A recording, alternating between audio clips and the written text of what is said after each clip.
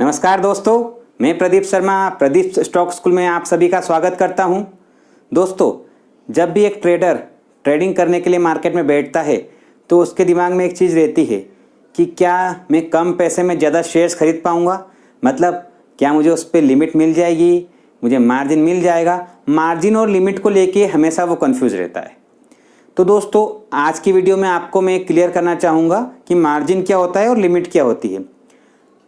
जो पैसा आपके ट्रेडिंग अकाउंट में आपका रखा हुआ है वो आपका मार्जिन होता है, और उस मार्जिन पे आपको नंबर ऑफ ट्रेड करने की जो लिमिट मिलती है, मतलब आप इतने पैसे में इतना ट्रेड कर पाएंगे, तो उसे लिमिट कहते हैं।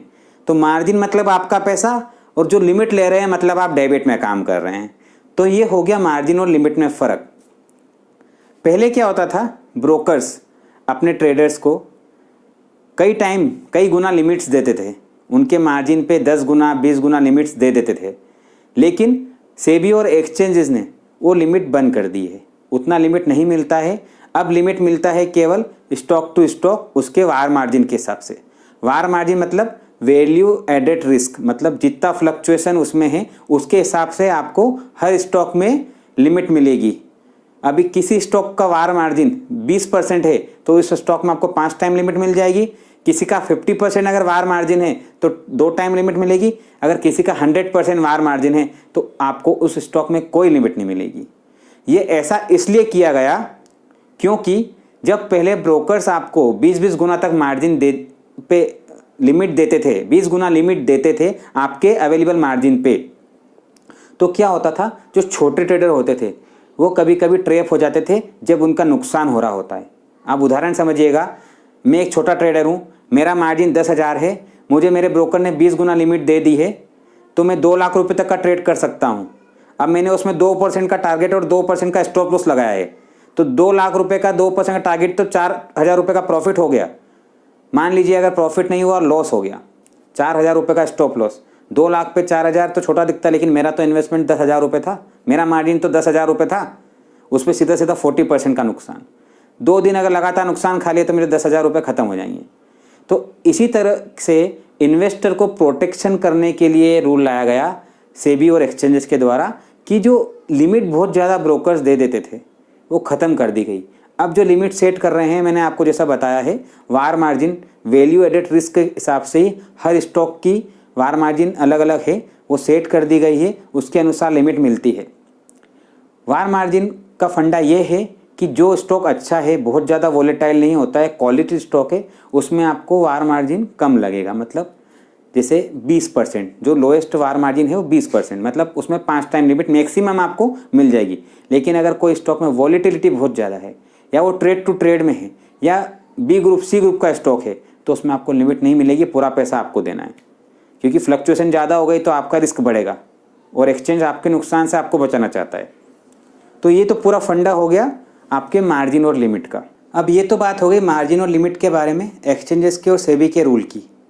लेकिन फिर भी अगर कोई ट्रेडर है, अगर वो मान लीजिए उसके डीमेट अकाउंट में, ट्रेडिंग अकाउंट में 10,000 का मार्जिन रखा हुआ है, और वो ये चाहता है कि मैं 50,000 तक का मुझे बाय करना है और मुझे स्टॉक पे लिमिट नहीं मिल रही है, लेकिन मुझे खबर है कि स्टॉक 2 दिन में बढ़ जाएगा, तो मुझे उसमें 50,000 की बाइंग करनी है। तो उसके लिए मुझे मेरे इस मार्जिन पे लिमिट कहाँ से मिलेगी? तो दोस्तों, उसका केवल एक सॉल्यूशन है कि अगर उस बंदे की कुछ होल्डिंग है, अगर उसकी होल्डिंग है तो उस होल्डिंग को कोलेट्रल देके, प्लेज पे देके वो अपनी मार्जिन बढ़वा सकता है। जैसे 10,000 रुपये तो उसके ट्रेडिंग अकाउंट में है, मान लीजिए उसकी 1 लाख रुपए की होल्डिंग है, तो उसकी अगर होल्डिंग में अगर अच्छे स्टॉक्स होंगे जो कोलेट्रल पे उसको लिमिट दे रहे होंगे, तो वो प्लेज हो जाएंगे। वो आप CDSL के थ्रू उसको प्लेज कर सकते हैं। वो स्टॉक प्लेज करने का एक बार का कुछ 10 से 15 रुपये चार्ज लगता है, एक स्क्रिप्ट का, चाहे क्वांटिटी कितनी भी हो, वहाँ प्लेज कर सकते हैं। उसके लिए आपको क्या करना होगा कि प्लेज के लिए अप्लाई करना रहेगा प्लेज अगर करना है आपको तो आपके पास केट-1 पीओए डॉक्यूमेंट आपके ब्रोकर के पास सबमिट किया हुआ होना चाहिए। अगर केट-1 डॉक्यूमेंट आपने नहीं दे रखा है तो आपके शेयर्स प्लेज नहीं कर पाएंगे आप, क्योंकि ये रूल है सेबी का कि कोई क्लाइंट उसकी परमिशन दे रहा है तभी आप उसके स्टॉक प्लेज कर सकते हैं। तो प्लेज करने के लिए डॉक्यूमेंट आपके सबमिटेड रहेंगे। तो उसके बाद आप प्लेज के लिए आपकी जो होल्डिंग है उसको आप कोलेटरल पे देना चाहते हैं, उसके लिए प्लेज पे रिक्वेस्ट डाल देंगे। तो कुछ देर बाद आपको CDSL से लिंक आ जाती है। आप लिंक में OTP सबमिट करके स्टॉक चूज़ करके जो भी स्टॉक आप प्लेस करना चाहते हैं वो स्टॉक आप प्लेज कर सकते हैं। तो 1 लाख रुपए की होल्डिंग थी, आपने प्लेज कर दी तो उसमें मोटा मोटा आपको 60-70 हज़ार रुपये का मार्जिन ओवर हेड हो जाता है। 10,000 रुपये आपका ट्रेडिंग में मार्जिन था। अब 60-70 हज़ार में से मान लीजिए 60,000 रुपये आपको आपका कोलेट्रल पे मार्जिन मिल गया, आपका 70,000 का मार्जिन हो गया।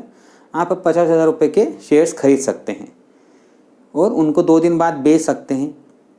सेम इसमें भी वही रहेगा कि आपको 5 दिन के अंदर शेयर बेचना है, नहीं तो 6वें दिन आपके शेयर्स ऑटोमेटिक आपका ब्रोकर स्क्वायर अप कर देगा सुबह मार्केट खुलते से, या फिर आपको पेमेंट देना है 5 दिन के अंदर अंदर। आपको वही इसमें इंटरेस्ट लगेगा, आज लेके आज बेच देते तो कुछ भी नहीं, वो बाकी के 4 दिन का इंटरेस्ट आपको लगता है 18% सालाना की दर से आपके ब्रोकर के हिसाब से। तो दोस्तों ये तो पूरा हो गया कि आज के सिनारियो में मार्जिन कैसे मिलता है ज़्यादा ट्रेडिंग करने के लिए, उस मार्जिन पे लिमिट कैसे मिलती है और मार्जिन और लिमिट में क्या फ़र्क हो गया। आगे आने वाले वीडियोस में मार्केट के बारे में हम और भी अलग अलग चीज़ें सीखेंगे, मार्केट के बारे में और समझने की कोशिश करेंगे। हमारा मार्केट बहुत बड़ा है और बहुत सारी चीज़ें हमको समझनी हैं। आपने अभी तक चैनल सब्सक्राइब नहीं किया है तो चैनल सब्सक्राइब करना ना भूलें, वीडियो को लाइक करना ना भूलें और शेयर करना ना भूलें। तब तक के लिए मुझे आज्ञा दीजिए। Thank you. जय हिंद।